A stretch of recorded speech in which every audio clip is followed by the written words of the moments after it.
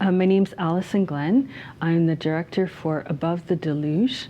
I am a professional visual artist and I specialize in painting and drawing, but I also teach full-time at the University of Saskatchewan, Canada. I've never made a 2D animation before.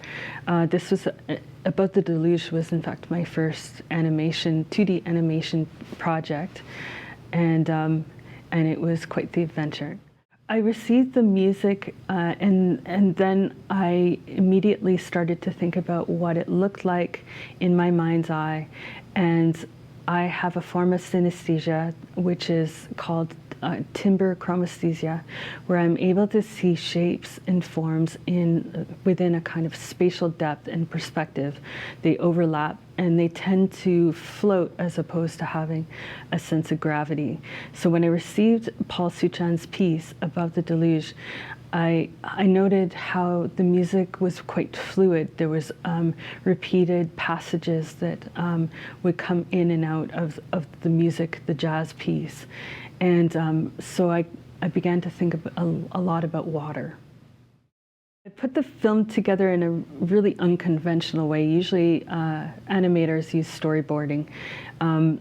But since it was my first film, I was a little bit more experimental with that, and really started with one set of footage, and it was actually the second scene with the swimmer floating over the water. And when I developed that scene, it seemed to be like the overarching theme for a lot of the other imagery. So I was thinking about what was coming in and out of the water and what was beneath the surface of the water for most of the animation. As a result, there was approximately about 4,000 drawings that were made between me, Shelby Lund, and Lucy Zhou. So I have never worked on an animation before. And like Allyson, my practice is very much rooted in painting and drawing. So in that way, it's kind of just been a really amazing opportunity because I got to do something that I never probably would have ever saw myself doing. So the funny thing about rotoscoping is that this is a term that Allyson would say here and there throughout my time working on the animation, and I never understood what this was. But I've since Googled it and realized it is what what I had been doing the whole time. And so basically, we used a method called rotoscoping, and this method is kind of like I like to think of it as taking tracing paper and drawing over an image, except the tracing paper would be completely clear like glass. So we used Photoshop, which has what are called layers, which you can think of like the tracing paper. So Allyson imported video footage as opposed to photographs, and we drew over top the video footage using these layers, and then the video footage was not included in our final production, just the layers or the tracing paper that you might think of. So I took a very intuitive approach, which is kind of how I approach my own art practice.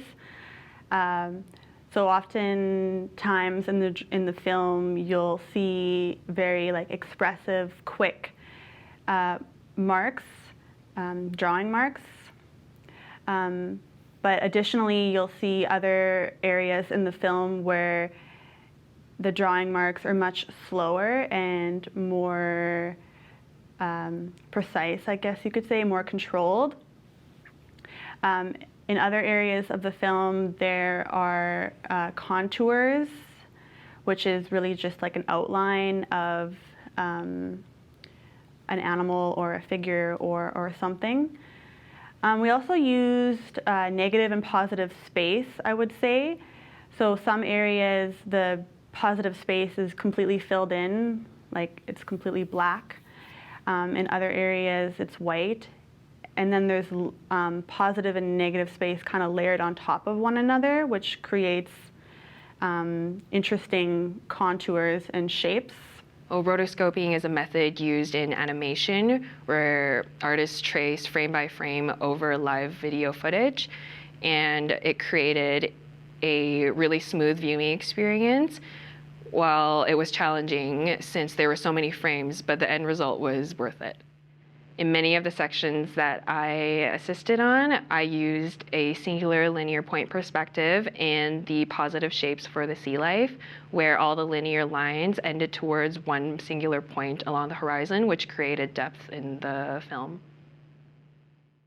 My name is Paul Suchan, and I'm a composer, but also arranger, performer, and educator. Well, when I was sitting down to create the piece, I knew that on the other end was someone with synesthesia. And I do have some experience with synesthesia. My wife and my brother-in-law both have a more common type of synesthesia. So this is where they see different keys especially, or when they hear different keys and they see colors. So those two are tied together. Now, as soon as I heard that Allyson had a different type of synesthesia, I wanted to see exactly what was different about it, first of all, and then more importantly, how I could exploit that in the piece.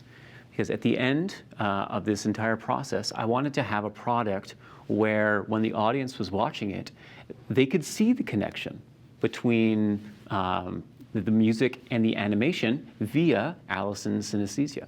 So to properly do that, I needed to know what made Allyson tick, synesthesia-wise. So we set about this journey, synesthesia journey, by first just writing a very simple melody. We sent it to Allyson and said, okay, what was your reaction from this? And then we took that melody and we played around with it. We made it faster, we made it slower, we put it higher, we put it lower. We harmonized it in different ways. Harmonized it in more of a major way or more of a minor way. We sequenced it. And we gave it to different instruments. We played with the timbre of it. And after all of that, we really found that while your more common synesthetic will see color with harmony, with Allyson, she was really affected by timbre. And timbre affected the shapes that she saw in her mind's eye, as she puts it. So that was what I set about exploiting in my piece. And so my piece is 4 big sections, and each section that comes back, I play with the timbre a lot. So I bring in, or I play with mutes, I play with the range a little bit, because I knew that affected Allyson's synesthesia as well.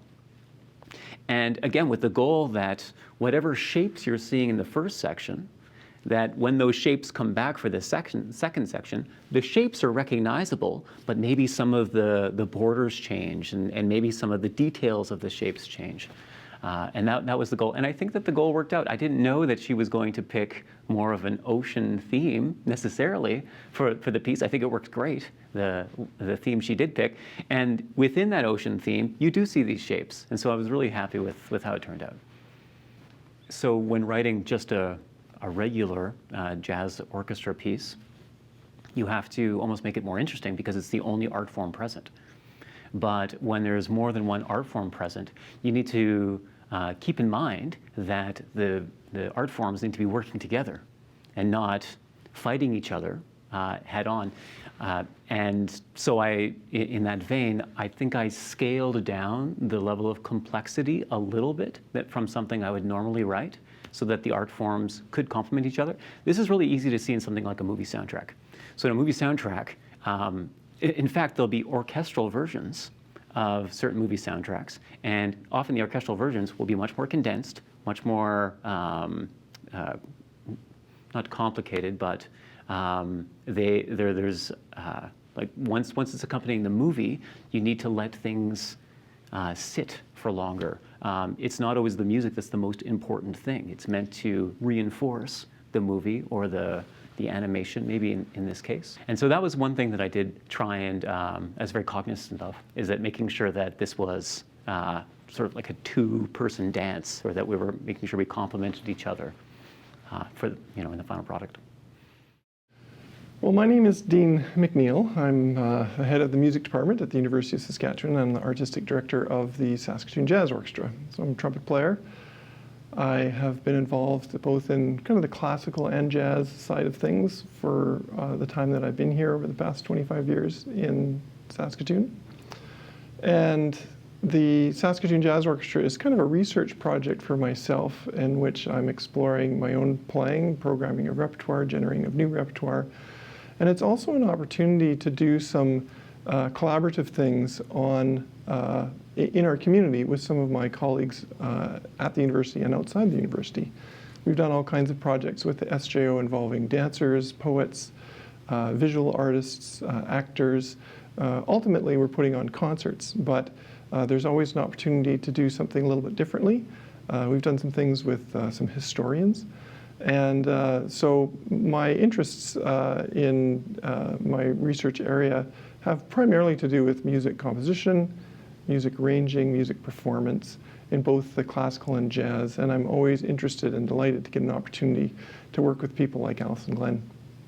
Musical sounds kind of light up her synesthesia, and that was intentional.